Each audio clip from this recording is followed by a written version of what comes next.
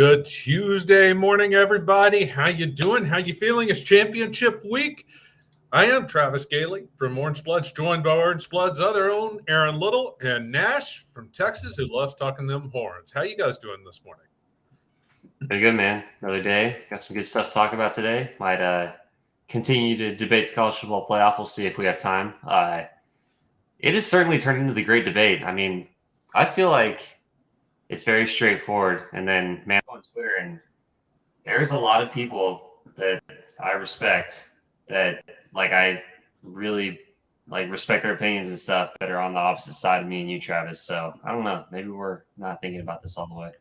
I mean, we'll find out when we get there. But of course, we got to get through the games first. Nash, you doing all right today? I'm doing all right. I mean, hey, we're in the week going up to the conference championship game. You got to win this game for any of that stuff to matter. So, I mean, this is a chance. This is the chance to walk away with the last conference championship of the Big 12 while we're in the Big 12. So, embrace the hate. The revenge tour continues. We got to go get some revenge versus Oklahoma State, and let's get it.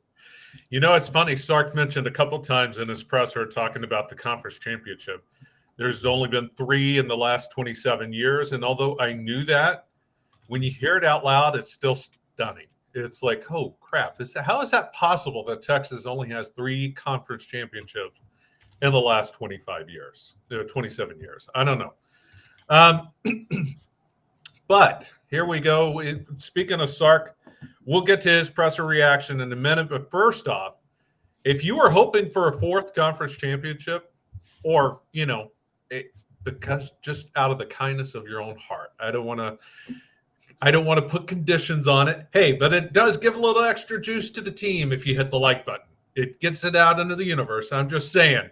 So if you want to give a little mojo to the team or out of the kindness of your heart, go ahead and hit that like button. Let's get the show started off right. The Specs chat line is up and running. Sandman first in the house saying Icy Whites for the Big 12 championship. Unfortunately, Sandman, I'm pretty sure they're in orange. Texas is the 1 seed and therefore the home team. And I think that means the burnt orange is going to be coming out Saturday morning, not even Saturday night. God, I'm going to be happy to get rid of the Big 12. Look, here's the deal. If Texas being in the SEC, we'll know that there will either be a clear bias against Texas, or we'll see the bias. We'll feel the effects of the bias of the SEC. Because if we're like one of the top 3 teams in the SEC, people should be, they should really be pumping us up. Well, exactly. And at least in the SEC, Texas is another one of you're moving into the Joneses neighborhood, right? You've got Alabama, you've got Georgia, you've got Florida. Texas is joining its compatriots. So, Icy White, sorry, but it is actually going to be the burnt orange. We've got Texas boy in the house saying, good morning, Longhorns, hook 'em. Good morning to Benny Rogers. Good morning to Just a Friend and the Longest Horn. All of you guys you'll be ticket shopping this morning. Yeah, very nice. Good luck with that Longest Horn. Hope you get in. Good morning to everyone, including our friend from Fresno, El Conquistador, which, we appreciate each and every one of you joining us this morning. And all of you who are watching the show on tape, but give props to El Conquistador because it is super early, 4:30 in the morning in California. So good for you, El Conquistador. We appreciate it. Colton, not Cotton, although Cotton does join us quite a bit too. Again, all of you in the Specs chat line, good morning. We appreciate it. Hope you guys have a lively discussion today. I'm pretty sure we will too. We're going to get started with the headlines, though. We mentioned the SEC. ESPN broke a couple of key games for the conference schedule for next season. So we already know the dates for the non-conference games, but we're finding out the dates for a couple of the conference matchups, and there's some big ones, starting with Georgia coming to Austin October 19th. That game is going to be rocking. The house is going to be rocking for that. DKR will be on fire for that game. You got to think that's going to be a primetime game, right? I hope it's a night game. That's what I was saying. I mean, I know I don't know if Michigan will be because I feel like Michigan just never plays night games. Michigan's on Fox, so that's going to be the big noon game. Yeah, which is super lame. It's like Yeah. big noon game. Just I hate how they even brand it as the big noon game. Just say like we can't do it on prime time for whatever reason. It's dumb. Like I don't know. But yes, I hope the Georgia game is at night because the night games are definitely more fun. My big reaction is I'm upset that I'm not that upset, but I wish the game was played on Friday. The A&M game on Friday. It being on a Saturday, that's a little bit of a downer. Yeah. But because it really then it almost feels like we're headed back to a scenario where we might be relying on A&M to do well for us to have a primetime game during those the Thanksgiving Day slates on Saturday. So well, those are the other matchups, by the way. UT is going to Arkansas November 16th, and then as Nash mentioned, UT is going to College Station playing A&M on November 30th, which is, like he's saying, the Saturday after Thanksgiving, not Thanksgiving. I thought for sure it was going to be the Friday after Thanksgiving, but I mean, you got to figure there's something at play there. I mean, this is a different setup. We'll see. It better be a night game is all I'm saying. It would be nice. And I think you're kind of right. I think we're going to be relying on A&M to be good. To on a 7-5 or 8-4 A&M. That was my first thought. It was like A&M's irrelevance and consistent mediocrity is what cost us this game being on a Friday because I don't know what the NFL is going to do. NFL had a Black Friday game this year, but it was at like 2:00. So theoretically, that wouldn't matter. They might have Black Friday night games going forward in the NFL. We'll see. But I feel like it was A&M's consistent irrelevance that cost us. I mean, it's just but this is one of the things where I'm like, for the SEC, I'm like, man, y'all are missing a gigantic opportunity because this was just whether the lopsided or not. This was just one of those massive games. Even though Texas won it a lot, it was still massive. I remember, I don't know if y'all were there for when Texas played Texas A&M inside Dish Falk Field. It had been 4 years since we had last played A&M. It was in like 2014 or 2015 or whatever. And it was the first time we played them. The anima, like, I mean, I remember like you could feel the pent up, there was like, okay, we hadn't played football. Like there were people that probably cared more about the football rivalry, but that were bringing that energy into the baseball game. It was just, I mean, the atmosphere for all those Texas A&M games has been amazing for baseball. So I can only imagine what football would be like, and it's just to me, it's a missed opportunity to not have it in a Friday night primetime slot.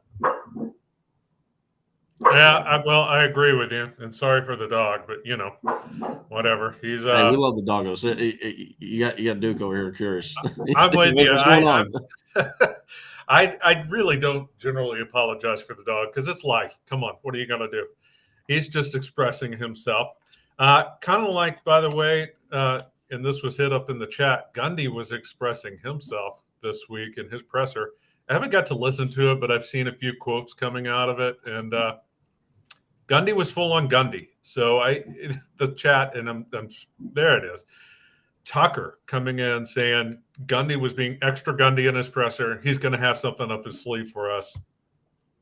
It is going to be interesting to see what he pulls out because look, Gundy's in a no-lose situation this Saturday, right? I mean, he's not expected to win. He wasn't expected to be here. Anything he does, if he even comes close, Cowboy fans can come away from that feeling kind of happy, right? I mean, none of them are expecting to win. So it's kind of a, just let it all loose. I mean, what are they saving themselves for at this point? And I'm not going to be surprised if they play well, right? Because they had that prolonged stretch kind of in the middle of the year where they played good football and they rattled off like 4 or 5 wins in a row, I believe. And then in between that, they had like a horrible stretch at the beginning of the year. They had an absolutely embarrassing loss to UCF. So we've seen a lot of different versions of the Oklahoma State football team, but I do think they're going to play well. I mean, them playing well is still not near what Texas can bring to the table, but I do think like if we're just thinking about if they're going to play one of their better games or just one of their UCF games, I would think they're going to play well in this spot because of some of the things you mentioned, Travis. Yeah. Go on. Yeah, no, that's fine. I agree. I think they're going to play well, but you know what? And we'll get to the game matchups later in the week, and we'll get to the predictions, but I would be shocked if this is close, honestly.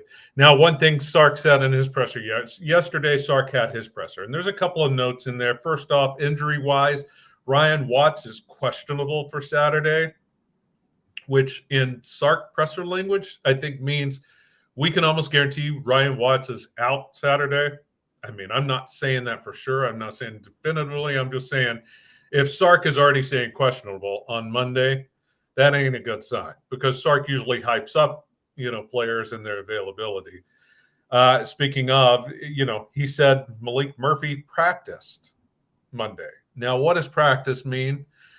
Considering the injury was to his non-throwing shoulder, maybe he's rehabbing on the side and that's considered a practice. Maybe he picked up a ball and threw it with his throwing shoulder, but didn't actually take contact or anything like that. So it'll be interesting to see. But for now, I would expect Malik, from everything Orange Bloods is hearing, Malik is more than likely out Saturday, leaving Arch Manning to be the backup. I know it was a very, very small sample size, but how comfortable would you guys be with Arch Manning rolling out if he were forced into service for some reason? I think I would rather Arch be QB2 at this point. I mean, I know it's an extremely small sample size, but we have a larger sample size with Malik being sketchy. I mean, definitely a lot of high upside plays, but a lot of scary plays. And when you're playing against a team like Oklahoma State that Texas is better than, I would prefer my backup quarterback be a guy that can move around, be mobile, pick up chunk plays, and maybe be more prone to protect the football. We don't actually know if Arch would do a better job protecting the football than Malik, but we know Malik is not the best at protecting the football. So I'm very comfortable with Arch being QB2 at this point. I think as of right now, I mean, if I had the option, if you were to give me, hey, you can have a healthy, fully 100% healthy Malik Murphy, I'd go, you know what? Right now, I would take Malik Murphy as my quarterback too. I do understand he's had the moments where he's kind of, had the turnover-worthy throws, turnover-worthy plays. And I do agree with you. I'm borderline almost at the Arch level because his athleticism, because he is a far more athletic guy as far as running the football than Malik Murphy, and then that just adds another dimension to the quarterback. But overall, I mean, I think both did pretty. I mean, Malik Murphy, he had his downs, but he certainly had enough ups for me to be, I'd feel uncomfortable with him. But I also feel, like I mentioned yesterday, I think that those two passes to Jonte Cook and DeAndre Moore, the Jonte Cook one was a little high, so I'm not blaming that on Cook. And then DeAndre Moore, that ball was like a million mile an hour coming in. So, but I think if A.D. Mitchell was on the receiving end of those get caught, I just think that he showed enough that I do feel comfortable. If he was in with the ones, I think we would be able to at least operate the offense efficiently. I mean, we talked about the athleticism. When you go back and look at the UCF versus Okie State game, it was John Reese. First off, their starting running back ran for like 240 yards or something ungodly against Oklahoma State's defense. So that in and of itself should bode well for Texas on Saturday.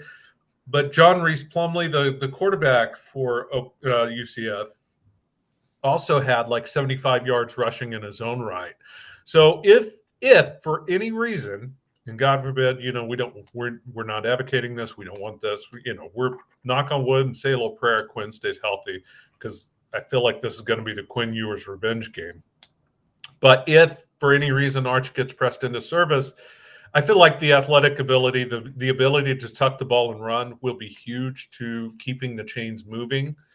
And that bodes, he's going up against a defense that has shown it can be vulnerable to that. So it's not the worst case scenario, right? When I have the better team, I want my backup quarterback to have a higher floor. I think Malik gives you the higher like single game ceiling just because he has a little more experience and he can make the big plays with his arm. We've seen it before, but I'd rather have the backup that gives me the higher floor when I'm clearly the better roster and team overall, which Texas would be in this game. Another thing, like one thing that really goes for Arch that I think speaks to how comfortable he is on the football field with people in the stands. I mean, it's very much a Shane Buechele like thing. These kids that grew up in the environment, like Shane Buechele grew up in baseball stadiums, every single like in locker rooms. He goes out there, Notre Dame doesn't like not even. He's like, okay, what's going on here? None really affects me. Arch Manning, who undoubtedly has seen his uncles play in, loud, raucous environments where he walks in, it's probably 80% full. There's probably 80,000, 90,000 fans still in the stadium, but it gets loud. And when the heat gets turned on, how you deal with that. I think he actually looked very comfortable in the pocket. Now, again, it is an extremely small sample size, but I mean, I would go to say that he's probably the guy that has looked the most comfortable in the pocket as far as all three of the quarterbacks. I mean, you go and you watch him, he is just standing dead still until he has to move. He will, like, if the pocket allows him to, he will just he'll stand back there and play patty cake all day if he has to.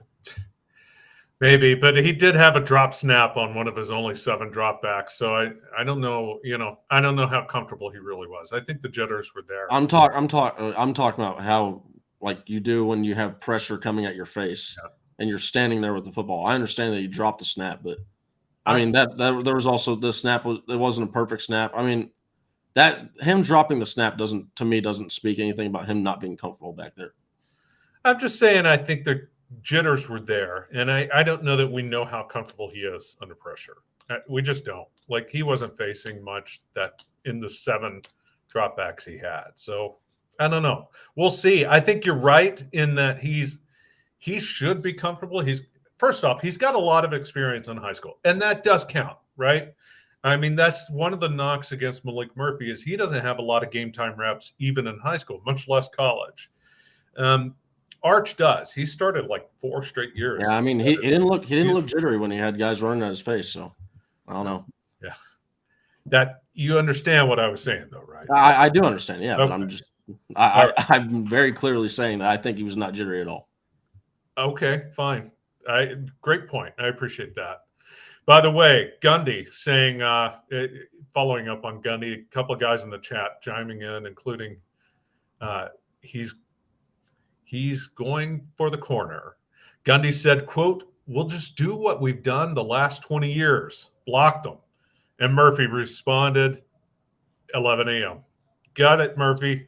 Big Murph is ready. Gundy then banging in on Sark, saying Horns averaging 35 a game, but they don't play fast, which is just factually correct, right? This is not a fast tempo team. Sark wants to run the ball. He's going to max protect and throw the ball down the field 8 to 10 times a game. That is what he does. Basically putting Sark in a corner. And by the way, Sark said yesterday, even though the transfer portal is opening Monday, his full attention is on Oklahoma State. These guys, I do think there is an element. Listen, David Bendy yesterday was talking about how great that felt to get the revenge against Texas Tech. You don't think these guys are feeling the exact same thing about Oklahoma State? And then Gundy's just throwing the message board fodder at them, just getting them primed and pumped. And on a Monday, too. So you have all week to practice and get ready for this. And just to, there was a chance that the Horns could have been overlooking this game thinking about the playoffs.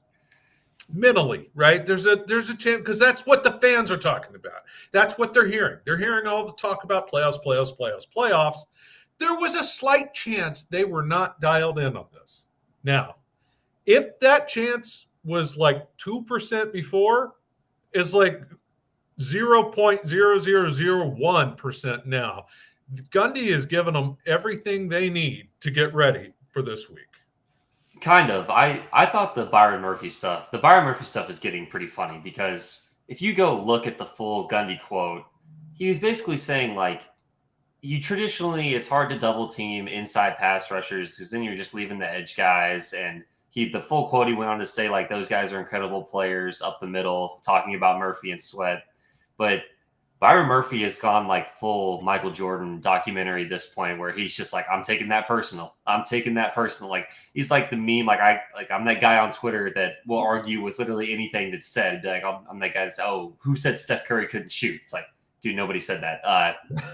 So it's basically gotten to that point with Byron Murphy where if a coach says anything about the Texas football team, he's like, all right, 11 a.m. There we go. But hey, I'm not hating on it because whatever works for him, man, whatever works for that team, whatever gets him fired up. But I think we're actually like getting to the point where it's like, I don't actually think they're talking crap, Byron Murphy, but whatever works for that guy, I suppose. It's almost like the Georgia team last year, where Georgia, they'd be like, y'all doubted us, we were underdog. Yeah. What?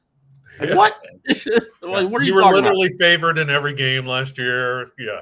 Are we sure that's bulletin board material? I don't think it is, but if you say it is, then I guess At that this works. point, you just don't say a word, and then if you don't say a word, Byron Murphy's probably going to take that as offense, and he'll 11 Listen, a.m. not a guy I'd like lining up across from me. Whether it's Gundy quotes or Luke Combs, whatever gets that defensive line pumped and ready for the game, I'm on board with. And those, if you missed that, Tavondre Sweat was asked what gets him. He's so genial and laughable off the field, and on the field, he's just like this monster. And what is it that flips the switch? And he said it's Luke Combs. He listened to Luke Combs before the game, and that's what gets him going. So, hey, whatever it takes to get those guys up and ready, I would be blasting Luke Combs with Gundy quotes interspersed in between all week long if I were Sark. Just let that defense wreck shop against Oklahoma State. Tavondre's interview was one of the funniest I've seen. Like, that dude is probably, he's probably one of the funnier guys on the football team. Oh, no doubt. No doubt. It's one of those situations too, like when you have a breakout season and you become like a star player, you get more comfortable around the media because like you have more natural confidence. So like you just start to show your true personality as to when like I've noticed this like interviewing the baseball guys. When you first show up, they're quiet. They're just going to give the answers that the media team really wants them to give. And then like as guys start to play better, as you see like a Jared Thomas start to break out, then we get to see his personality a little bit more when we talk to him. And I think that's basically what's happening here with Sweat. Well, because you don't ever want to be that guy. Like, you don't want to be the Tate Martell where you come in a loud mouth and you don't back it up on the field, and it's like, oh crap. now I've found myself at 6 different schools. I was about to say 5 schools later, and now nobody. I'm not sure if I was going to try and name his current school, but or his last school, but that's an effort in futility. I remember him ending up at UNLV, I think, and then or I could be wrong about that. Maybe he's just. No, he did. You're right about that. He did end up. It was A&M, UNLV. Those are 2 of the schools. Yeah. And now I don't know. He could be playing for Mean Machine for all I know. Who knows where that dude is? That's a name I have not heard in a long, long time. That's funny. No, I do think this team is going to be ready. And I mentioned this earlier, by the way. Wow. Clearly, I don't know how much you can call it retiring, but I don't know if you could call it retiring either. more or less said, "Hey, son, you're not good enough." I retired from football as well. I retired from baseball. I just want to let you know I could have been a World Series champion, but I decided not to. I decided to retire and leave it for all y'all. So yeah, and thank you for your service there, Nash. We appreciate that. Yeah, I wanted to let Adalis get a little bit of run. That's the kind of magnanimous gesture that I would expect from you. You've gone above and Santa beyond. Claus, and we exactly. Well, I'm Santa Nash, people bringing the gifts. No, I do think this team is going to be pumped up. I do, and I mentioned this earlier. I do think this is a Quinn Ewers revenge game. Last year was Oklahoma State was his breaking point.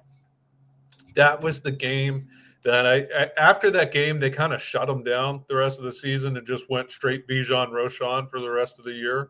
I mean, I think Baylor was like the next game. And it's just, I think he's going out there Saturday to prove a point, to prove his growth, to show what he can do. And I tend to think Sark is going to let him. I think Sark is a fan. He's mentioned it. He's a fan of college football. He hears all the pundits talking. He knows all the points about style points.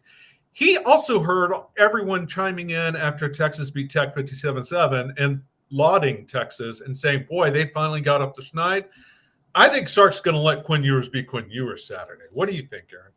I think you're 100% right. I think this needs to be the 2-year culmination of the Quinn Ewers, Steve Sarkisian partnership, basically, where this was his guy. He had him transferred in. He's had him on campus for a while. He's had a long time to digest the offense.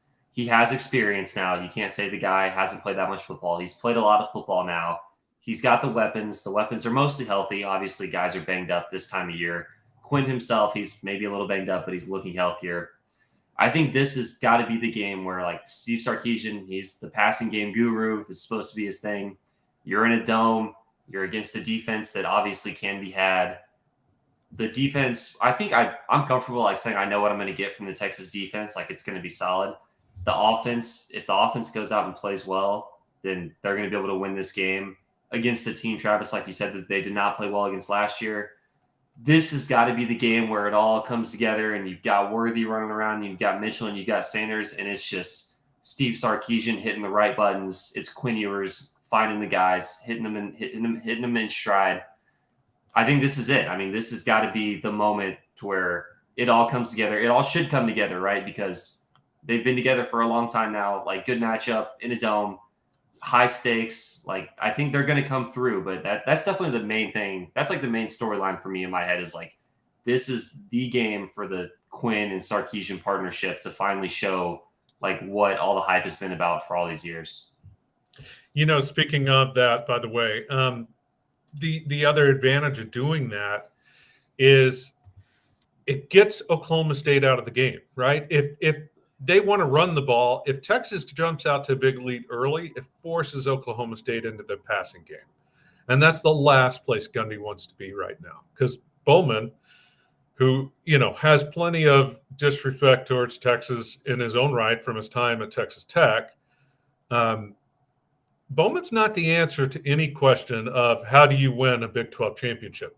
You know, he's not the one you're going to be tugging at. Ollie Gordon is an answer to that. So if Sark lets the dogs loose early, they get to a big lead, that's going to be a big time advantage for Texas. Well, it's really interesting because this is almost like I actually have this kind of right here. Like since week 4, Alan Bowman, he's 8th in attempts of the FBS. He's tied for 4th in the most turnover-worthy plays as far as throwing the football. He has an 8 to 6 touchdown to interception ratio. But this is one of the most like they're not slept on, but like under the radar parts of this Oklahoma State team is they throw the football, and they throw it around a lot. Like this is I was sitting there, I was going, okay, maybe we can force them to get to an area where they're not comfortable, and they run the ball a lot with Ollie Gordon, and that they do run the ball with Ollie Gordon, but it's more of they run the ball with specifically Ollie Gordon and not a lot of other running backs, more than they just run the ball a lot. They are honestly, by definition, like what they choose to do more often is pass the football. Now that could be, some game plans, maybe they get down so that maybe that dictates to them passing the football a lot more. But this is a very interesting matchup where,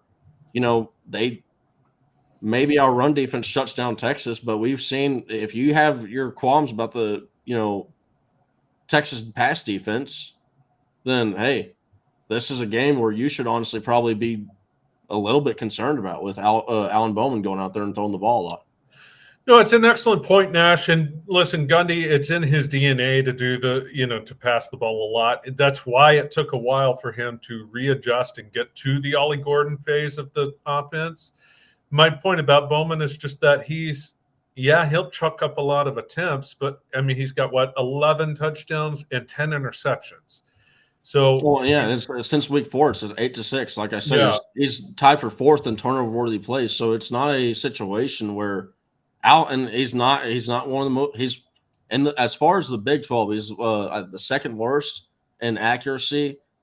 It is purely a thing where it's volume, and we're going to hit a couple of these. Yeah. Well, So they just need to. I think Texas just needs to be focused here, right? Because I mean, you guys talked about it. Nothing to lose here for Oklahoma State. Like, this is the definition of a kitchen sink game where, I mean, everyone who played Texas this year in the Big 12, it was a kitchen sink game because everyone wants to go all out to be the team that, beats Texas in the Big 12 and is the savior to Brett Yormark. But this is like the Mike Gundy in the championship game where they're not going to the playoffs if they win. Not much is really going to happen to them if they lose. This is like the definition of like nothing to lose. So we're going to see them do some crazy stuff. So if Texas is like locked in and just making sure they don't get beat by any crazy trick plays, then I think they'll be in a very good spot. I mean, I think that this is a game that you're going to see Steve Sarkisian locked into more than any other game. Yeah. You look at his history versus Oklahoma State. He probably wants this more than any of the Texas players on the team. Yeah. I mean, look at 2021. Oklahoma State. I mean, we look like we're off to riding into the sunset with a victory, up 21 points on Oklahoma State. They come back and they win the game versus Texas inside DKR. Okay, the next year, up 21 points versus Oklahoma State. They come back and Steve Sarkisian's clearly been thinking about this because in his press conference he specifically mentioned about Gundy's ability to coach in the second half. And I don't think that was specifically talking about this year's Gundy team. I think he was talking about last year's game. I think you're probably Gundy. Right. Hey, listen, guys, if you're heading up to Dallas for the Arlington for the game, sorry, I know it's Arlington, not Dallas, but still, come on, Arlington. There's a reason the Dallas Cowboys play in Arlington. They're still Dallas, right? So if you're heading up to the Metroplex for the game, make sure you hit Specs on the way. You want to be fully stocked up by the time you get to Jerry World. You want to be ready to go for your tailgate party. And, of course, there's Texas. It's a Texas born and bred company. There's locations around the state. Whether you're in DFW already or whether you're coming up from Austin, Houston, San Antonio, wherever you are in the state, there will be a location somewhere along the way. And, hey, if you're just staying at home, that's okay. Why don't you check out the Specs app or go Specs online? You can even have it delivered. No matter what you're needing, Specs same-day delivery can save the day with our Specs app or online shopping. From world-class wines to hard-to-find spirits and craft beers to gourmet foods, delicious snacks, and spectacular sweets. It's Specs. Cheers to savings. It is that time of the week, SEC Tuesday with Chris Gordy, he of the Locked On SEC podcast, and of course, Sports Talk 790 in Houston. Chris, sporting the Mark Stoops shirt today. How you doing, buddy? Kind of looks like Stoops. Yeah, look, I stand in solidarity with Mark Stoops. I think Mark Stoops, you were good enough to be the Aggie head coach, but for some reason they wanted Mike Elko more, and Mark Stoops was the worst thing that could ever happen to College Station. So go figure. Hey, Gordy, it would be the most Aggie thing in the world if Mark Stoops went on to have like multiple 10-win seasons, just dominate Mike Elko every time that he plays A&M, and Mike Elko just 7-8 win seasons. That would be just the glorious like Aggie destination type thing. Yeah, I heard somebody said yesterday, they said, do the Aggies not realize that Mike Elko is Mark Stoops with less success? Like, Mark Stoops has won, like, he's basically had, 7 of his last 8 seasons at Kentucky. He's finished above 500. What they don't realize is, like, that's really hard to do at Kentucky. Yes. Like, he's not playing with a bunch of 4- and 5-star recruits. Like, Aggies, what you don't understand is give him those 4- and 5-star recruits that you guys waste, and good coaching will actually win there with Stoops. So whatever, it's a little ridiculous. I loved how that story played out on Saturday, but they got their guy. I was telling somebody last night, I said, think of Louisville. Like, Mark Stoops just went into Louisville, upset number top 10 Louisville in their house with his Kentucky team. A few weeks ago, I watched Duke play Louisville and get shut out 23-0. But, whatever. Mike Elko, he's better. Okay. Well, you have to remember in their heads, they've got Nick Saban, Bear Bryant, John Madden just knocking down the door, just dying to live in College Station and just lead this crazy fan base. So John Madden Yeah. literally dying to leave College Station. I know.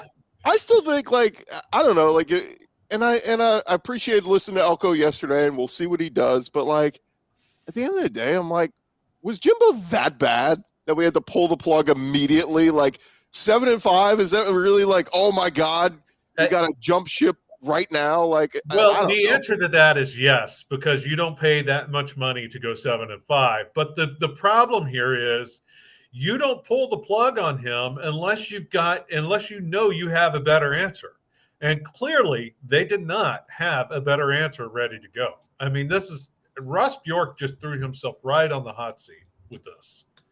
Because if they don't win with Mike Elko, who's going to be to blame for that?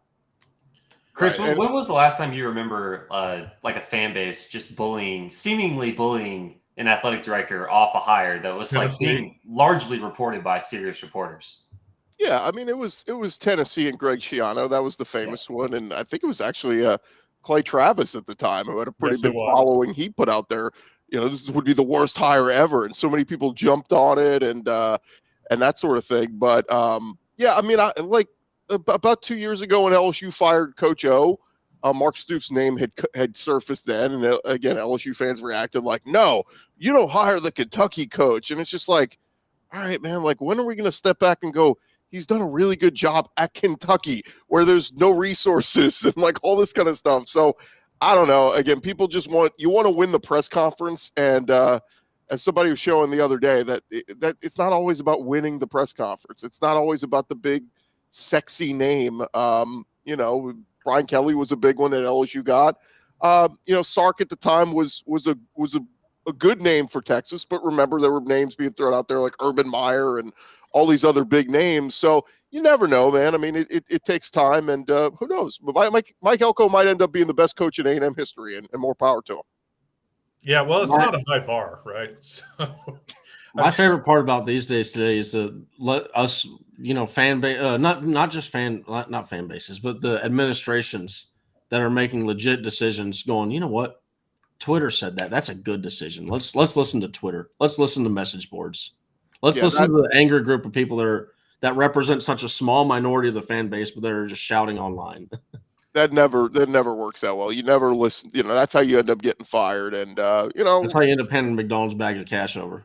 Yeah, to your point, maybe Ross Bjork is in over his head a little bit. And it was funny when the contract details came out yesterday, and they showed he's going to be making $7 million a year, which is reasonable. And then he had all these escalators and incentives, like you make the college football playoff, you get $1 million. You advance in the second round, you get $1.5 million, and all this. You win, you get $3 million. So you're paying $7 million a year. Okay, in other words, they're not going to hit any of these incentives because you're A&M. Well, so it's great because sorry, Travis. I imagine when the Stoop stuff starts to happen, Bjork is sitting there in his office. They've got obviously a large team around him. People are scrolling social media, and Bjork's just like, all right, like, read me some tweets. And they're just scrolling. They're like, oh, not going to read that one. Oh, it's another bad one. Like, I would love to be the guy in charge of like telling Ross Bjork what the reaction was, and having to go through some of the reactions that we all saw. The interesting part of the buyout sheet to me was the pool of money that was set aside for assistant coaches.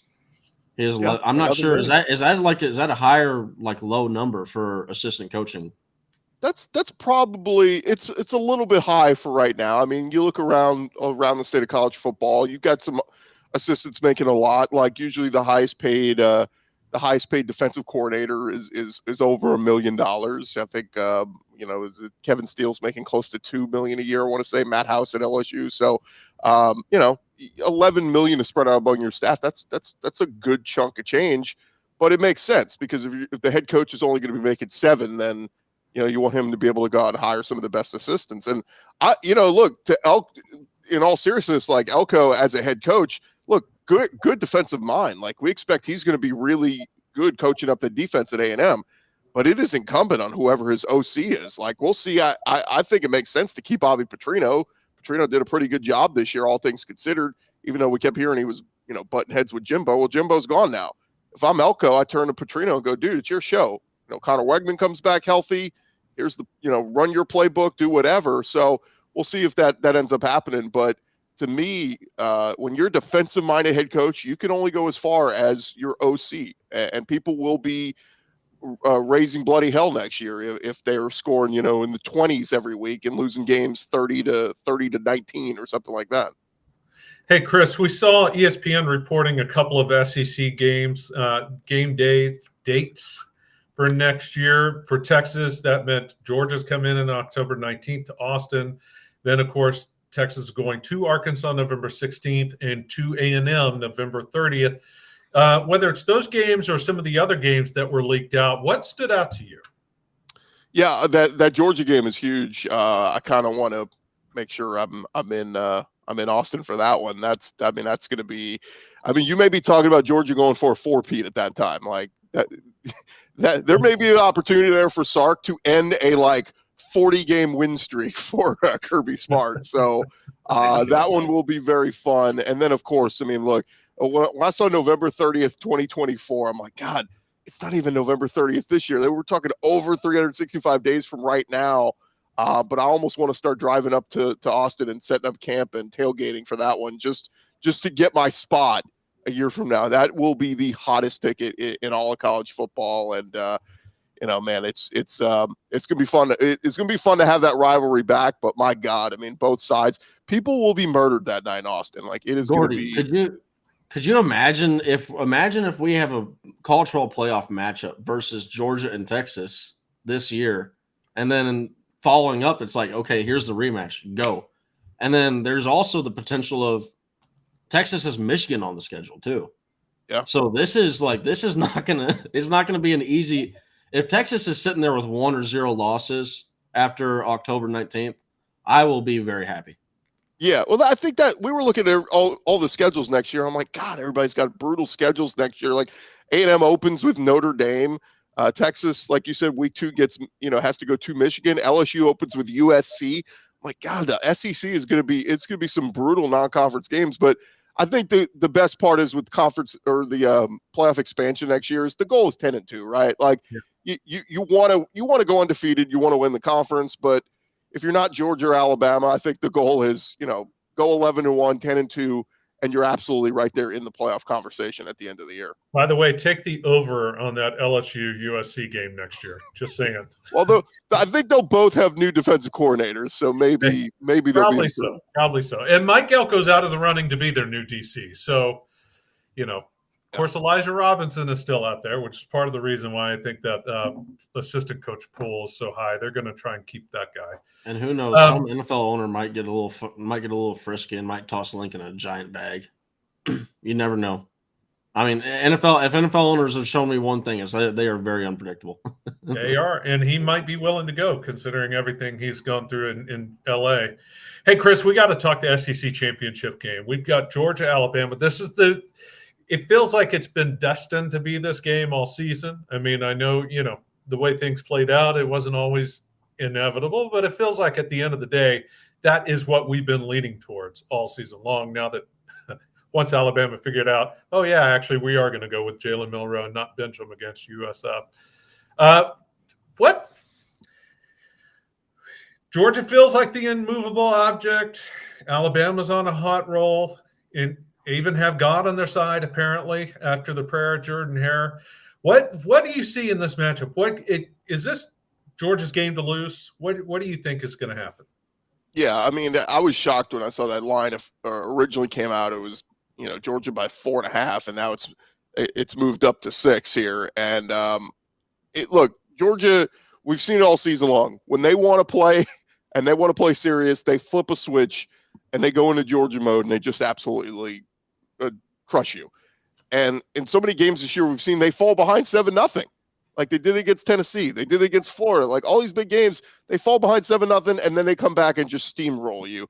I could easily see this one, Bama and Jalen Milroe going right down the field, scoring, taking an early lead. Yeah, we got all the momentum. And then Georgia just comes and steamrolls you. There's a reason why Georgia rested some of their big guys this past week against Georgia Tech. They knew they could win this one easily and keep everybody healthy. They're going to need Brock Bowers. They're going to need Ladd McConkey and all these guys against Bama this weekend. But this is not a great bet. Like we get duped sometimes with the Nick Saban thing where we just go, oh my God, it's Bama. Yeah, but Bama's not always Bama. Like there are some years where they're not, dominant and 12-0 and perfect. We saw that week 2 this year against Texas, and we've seen it, throughout this season. And Bama's been fortunate to win as Arkansas was rallying big time in the second half against them, as LSU was scoring at will before, they knock Jaden Daniels out against Auburn. Auburn all but had them beat 4th and goal from the 31, and you can't beat them. So Bama loves playing with fire. So often you stop and look at the scoreboard and go, how the hell did they win this game? Yeah. I just feel like this is one. All that talk throughout all the years of Kirby Smart, he can't get over the hump. He can't beat Saban. It's Obi-Wan versus whatever the Star Wars characters are. It's just one of those things where it's like, I think Kirby is finally, like, he's playing with a loaded deck. He's got 4 and 5-star recruits everywhere. Saban's recruited well too, but I just feel like Kirby's got more ammunition. Dominant run game, dominant defense, really good secondary. And I think this is the game where Milroe, the mistakes show up again. Remember, he made all those mistakes early in the year, the picks, the interceptions, the fumbles, getting sacked a ton. He's been much cleaner here in recent weeks, but against this Georgia defense, I think Kirby's going to have a plan where he's going to look silly. I think it's close at halftime. I think the second half is where Georgia imposes their will. Sandman in the chat hitting what I've been saying all week too. Bama's offensive line is improved, but it's still it is definitely susceptible. And Georgia's the kind of team that can take advantage of it. What were you going to say, Nash? I was going to say, Gordy, that's a great point about Alabama. They're probably going to get an early touchdown on Georgia. That's like Georgia. If there's one thing that they've shown that's like, you can't even really call it a cause for concern because it hasn't been but it's letting up those early touchdowns. I mean, you've seen it frequently on the first or second drive of teams. So they'll go and they'll score against Georgia, but Georgia, they quickly adjust. Yeah, and what Georgia does is they start to push you around in the trenches, and that run game, like they don't have a dominant back. Dejon Edwards, Kendall Milton, they just, suddenly you start looking up in the third quarter, and there's 5 yards, there's 8 yards, there's 6 yards, first down. There's Brock Bowers for a 12-yard gain. And it's just like they keep just chipping away at you, and again, they just, like I said, they impose their will on you, and suddenly you look up and Georgia's got 50 points, and Georgia's come so far. The only way I could see them losing this game is if Kirby, it gets in his head that Saban, oh my God, it's Nick Saban. Oh my God, Saban's so dominant and this team is rolling right now. What are we going to do? I just keep seeing all these playoff scenarios. People keep wanting to play out. What if Bama beats Georgia? And I'm going, guys, we're talking nonsense here. Georgia's going to win. Georgia is the better team. They've shown it to you all year long. And Bama's been lucky to be where they are. Now, this Bama team should have, in all honesty, 3 losses. I mean, they've been lucky to be where they are right now. That's a good point, Chris, and I agree. I think Georgia's going to control this game. But my next question, I wanted to ask you about what happens if Bama wins. Ironically enough, because there's been a big debate on Texas Twitter. There's a divide on this show. There's a divide on other shows. If Alabama wins this game and say Florida State loses, what 4 teams do you think end up in the college football playoff? Because it's definitely divided on how people see how the Alabama, Georgia, Texas trio would kind of shake out. Yeah, I think the easy one is if you're living in Austin or you're a Longhorn fan, the easy one is we're all big Louisville fans. Go Louisville Cardinals. Yes. Knock out Florida State. I think that's the easy one. But yeah, things get really interesting. I brought this up to somebody yesterday. What if it's 24-24 late in the fourth quarter and Bama kicks a game-winning field goal against Georgia? What the hell do you do there? Like, Georgia obviously has played, they've been the best team in college football all year. They lose on a last-second kick in the SEC championship, and suddenly we say, Georgia, you're out. Well, okay, what about Texas? They, last minute loss to Oklahoma. What about Ohio State? Late loss to Michigan. It's like everybody's got a case at that point. Like it's hard to look at teams and go, who's in, who's not. So yeah, look, this is hell for the playoff committee. I thought by this point something would have figured itself out. Like, maybe Oregon would have had 2 losses at this point, or either Michigan or Ohio State maybe would have lost to Penn State. Like I thought something would have figured itself out by now, but it hasn't. And so, yeah, they've got, I think it's as simple as this. If Georgia wins, they're in. If Michigan wins against Iowa, they're in. And the winner of Washington, Oregon, it feels like is in. So that fourth spot is either going to go to an undefeated Florida State if they beat Louisville in the ACC title game, or an 11-1, 12-1 Texas team if they beat Oklahoma State, which is a good one. It's top 20. I really was hoping BYU could pull the upset and you would get the rematch with Oklahoma, because then what's the best thing? You could say, well, we just beat number 13 Oklahoma and we avenged our only loss. That's always the big thing that the committee looks at. Oh, well, you avenged your one loss. Well, great. So that sucked for Texas's case. But yeah, man, I keep looking at it and saying, you got to be a big Louisville fan. I think you got to be a big Georgia fan. And, look, we'll pray for Iowa. Iowa doesn't have, I asked somebody yesterday, I said, what's the path for Iowa to beat Michigan? Like 19-17? Like they're going to have to bring Michigan down into the muck and make it the most ugliest game ever. But I wouldn't count on that one happening. And then again, winner of Oregon, Washington, I think's in regardless. And it sucks because Oregon's got that one loss. But again, the whole avenge your one loss, you beat Washington. Hey, we nixed that one out. So I just think Texas's only path here is Louisville beating Florida State. But that SEC championship game would get funky, because then, yeah, Bama beats Georgia. You got to go, well, Bama's got to get in, right? But Texas beat them head to head. Did we just ignore that and act like it didn't happen? I heard somebody say yesterday, well, it's, it doesn't matter. Look what Bama's playing like right now. Well, okay, so we just ignore that game completely? It just seems absurd. Yeah. Well, and Gordy, why you got to look at the entire reason why, and you look at their protocol statement on why they do their rankings and how they choose the rankings. Is the entire reason that we went and got rid of the BCS championship was because teams that deserved to win, that won head-to-heads, were getting put in. Like Oklahoma in 2008 over Texas. Texas had beaten Oklahoma, but Oklahoma made it to the national championship game. The committee they have it word for word saying, hey, we're doing this because we need to acknowledge the head-to-head teams when they win, so that a team that won a head-to-head doesn't get put in over. And I think that something that strengthens Texas's case is, you mentioned earlier, the top 5 teams.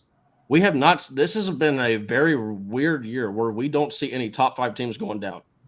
Top 5 teams are 31-1 at home. That one loss is Alabama to Texas. So Texas does have. It's just the way that I keep going on to this is, if Alabama somehow beats Georgia, I think the committee just has to swallow a lump in their throat and say, Georgia, I'm sorry, you're out. Yeah, and they probably would. I think they would. They've shown, at least the committees in the past, they put a lot of stock into conference champion, winners. So I think that's the case where I think Bama would be in it. And again, it sucks for Texas, because yes, it should go. What about the head-to-head? Why does that game not matter? Well, again, they're going to say, we're looking at it right here, right now. This Alabama team deserves to be in. And then again, in that scenario we're playing out, I think Bama's in. I think, Michigan's in.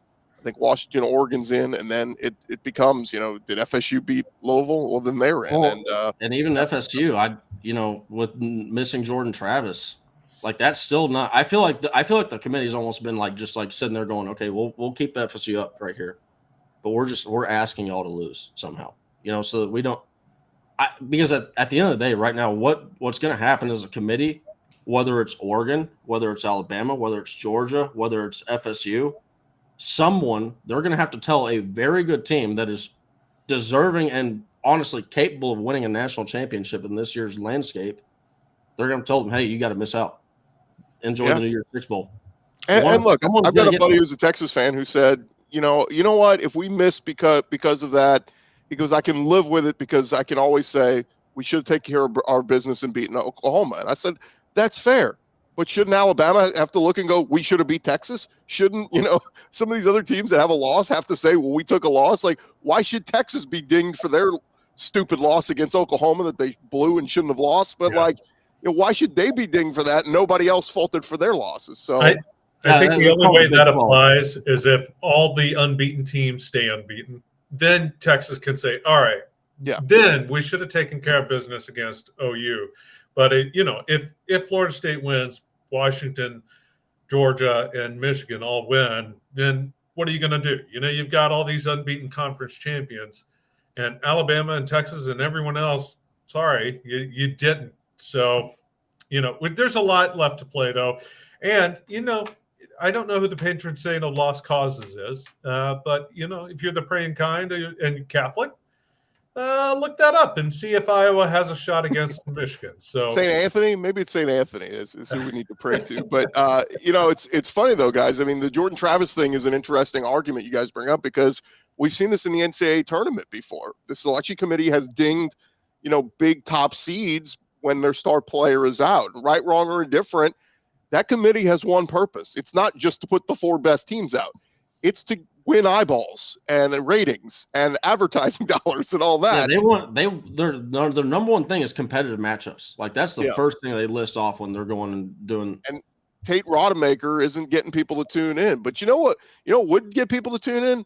Arch Manning. Can we just start him for Texas? If Texas says, hey, we're going to start Arch in the playoff, maybe the playoff committee goes, Texas, you're in. I mean, we saw the reaction Saturday night when he got into that game. Electric, eyeballs. We'll definitely put you guys in. But no, I do think that is an interesting case for Florida State because let's say they win ugly. Let's say they win and it's really, really ugly. Which is the only way they know how to win.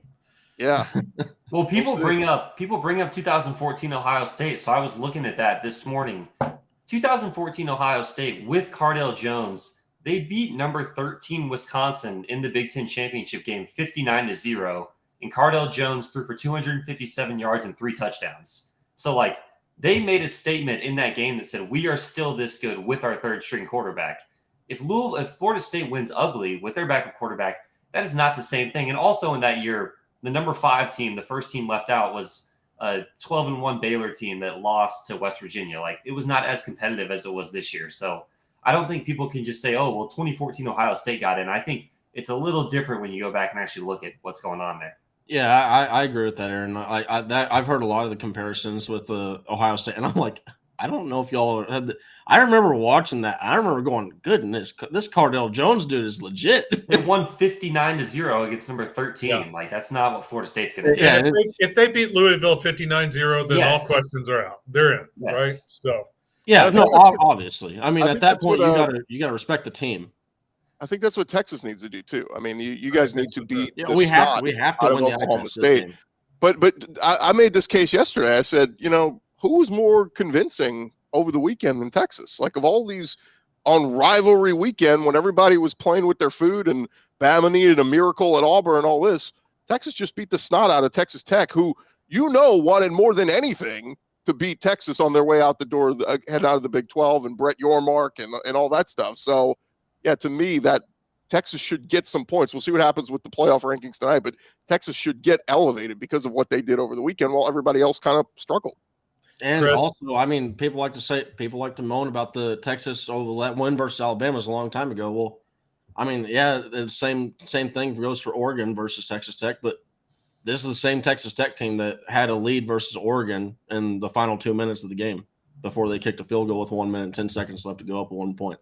So, I mean, beating them that really was a big deal, in my opinion. Yep, I agree. Hey, Chris, listen, we thank you so much for your time.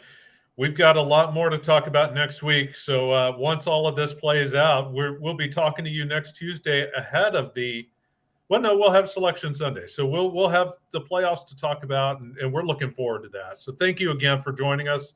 Talk to you soon, buddy. Yeah, man. We'll talk about Texas going to another Alamo Bowl and getting left out.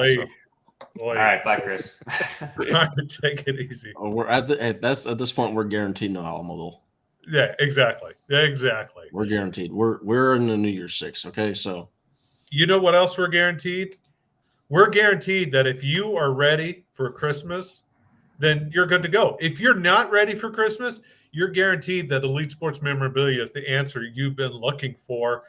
Hey, we've talked about the defensive lineman, T'Vondre Sweat, and T-Sweat is, of course, an Elite Sports Memorabilia athlete. You can go get a T-Sweat jersey now before he goes in the first round of the NFL draft because the way he's playing, he's heading towards that first-round pick Oh, and look at that. Someone was just waiting, just itching, ready to You go. made him wait. Oh, made him wait. Well, it was worth the wait just for that. Of course, there's also, star players such as Quinn Ewers and Xavier Worthy or Jordan Whittington or Adonai Mitchell or Kelvin Banks. You can pre-order your Kelvin Banks gear now. His signing is early December. Or, hey, if you're into the defensive players, that's all right. We got you covered. Anthony Hill, star freshman linebacker. Jody, I don't know if Jody Barron's in or not. But anyway, there's a lot of great athletes available for you. Go hit up ESM. Not only do they take care of the players with these NIL deals, they take care of the show. Of course, they're the title sponsor. It is Get Your Horns Up, brought to you by Elite Sports Memorabilia. So we appreciate that. We appreciate your support. And more importantly, they're going to take care of you and get you some great memorabilia ready to go, ready to ship directly to your door. So go check them out. Nash, what's your next big purchase? Are you on board with the Kelvin Banks pre-order? I need to get a Kelvin Banks pre-order, but right now I'm a little broke after Thanksgiving. So, that makes sense. The grocery prices have just gone up a little bit, and it adds up. Turkey ain't cheap. The turkey actually was the cheap part. That's the crazy part. That's the crazy thing. It's the damn sides. That's fine. But you know what? There is a lot of great gear. If you do have a little extra scratch left over after the Thanksgiving dinner, go check it out. Seriously, it is worth it. And I mentioned Kelvin Banks. Too.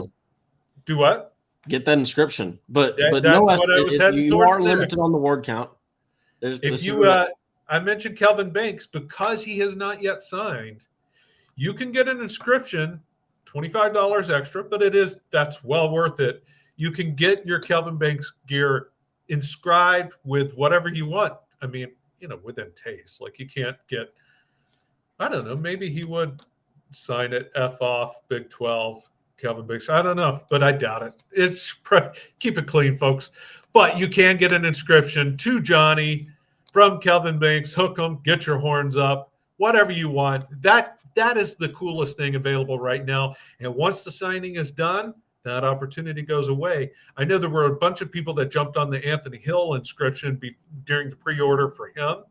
So, that is a very cool thing to get on board now. And of course, ESM's always working with athletes, trying to get them new athletes lined up. So we'll see who's next. But for now, go get on this Kelvin Banks thing. Guys, we're an hour into the show, and we only have 53 likes. And I don't know, I don't know what more we could do to get you to hit the like button. You want to talk playoffs? Check. You want to talk SEC? We got you. We're breaking down next year's SEC games. You want to talk Texas versus Oklahoma State and what Mike Gundy's saying? We got you. What do you not like about the show that you can't take 2 seconds to hit the like button? Sorry, Not even 2 seconds. I just love Aaron's look right now. Aaron knows the strategy. Just let me take some notes, Travis. Guys, it really helps the show. There's no stipulations. You don't have to do this. You don't have to do that. It's just about the kindness of your heart, the holiday season. It really helps us out. It takes 2 seconds. You can do it right now. It helps us out. If you're watching the show live, if you're on rewatch, you can just click it. Appreciate it. Love you guys watching the show. That's pretty much all there is to it, Travis. Yeah, there was no stipulation. I'm saying we've provided a good service. Hit the like button. Like the video or Texas loses on Saturday. No, that's not what I said. I'm just saying it was a good show, I felt like. So do us a favor, hit the like button. And you do yourself a favor, hit the subscribe to the channel, because there is a lot more great Longhorn talk coming up. Starting with Anwar's Old-Fashioned Sports Show. I'm sure he's going to have a lot more to talk about with the playoffs as well. And Oklahoma State, he's coming off the Sark presser and the player interviews.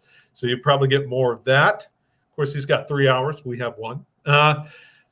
Followed by, of course, House Divided with Jeff Ketchum and Chad Hastings. Jeff, by the way, said yesterday in his show, he thinks Georgia's in already. He's like, even if they lose, Georgia is in. So I don't know. We'll see. We'll have to see. There's more good talk coming up there. We got Chad Hastings' reaction to Mike Elko hiring yesterday, but I'm sure somebody will ask him again. And then we've got football with friends coming up. And no, it'll be Outsiders tonight because it's Tuesday, tomorrow night. But there's a lot of great football talk coming. And look at that, we jumped from 55 to 79 likes. So keep them coming, fellas. Keep them coming. We appreciate it by far. So many Horns channel these days, but Orange Blood's by far the best. Thank you so much, JDH. We appreciate it. We appreciate all of you tuning in, actually. We genuinely, truly do. We thank you from the bottom of our heart. You have a lot of options available, like he said. So thank you for choosing us. Hey, guys, any parting thoughts? Yeah, I mean, thank you for the comment. The best channel, us and Nash Talks Texas. Go subscribe to that channel as well. That is another good channel that I've seen floating around out there.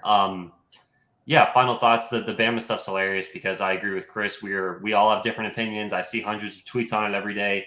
And then Georgia's just going to win by like 10 points in a super normal fashion. And it's going to be all for nothing. And we'll never know who's right. But yeah, that's my final thought. I appreciate that, Aaron. But I will say, yeah, my final thoughts is, man, tomorrow's show should be probably action packed. There's going to be a lot going on with the whole college football rankings being put out. I mean, look, we're going to find out a lot. I'm kind of going back on what I was saying yesterday as far as the Oregon, because they have it listed saying, hey, they're only looking at the wins and losses. So they're not going to, per their own guidelines, they're not looking at how much Texas beat Texas Tech by or how much Oregon beat Texas Tech by and comparing those. But it will be interesting to watch and see where they put one, Ohio State, but two, some of these other teams. So that'll be interesting to watch, but it'll also be interesting to see. I enjoyed hearing the panel's thoughts because they got a good wide range of opinions on the college football panel when they go and air the show. And it's the second to last one, so we will be last here one Tuesday. There you go. We will be here tomorrow to react to the college football playoff rankings. It will be interesting. I'm particularly curious to see where they slot Ohio State. So we'll be here tomorrow with the reaction. Tomorrow's also our scouting report. We're going to start breaking down Oklahoma State ahead of the Big 12 championship game. Lots of good football talk still to come. Like I said, stick around the channel today, and hopefully we see you tomorrow as well. Hey, for Aaron Little from Orange Bloods and Nash, who loves talking them horns in his home state of Texas, I am Travis Gailey. Hope you have a fantastic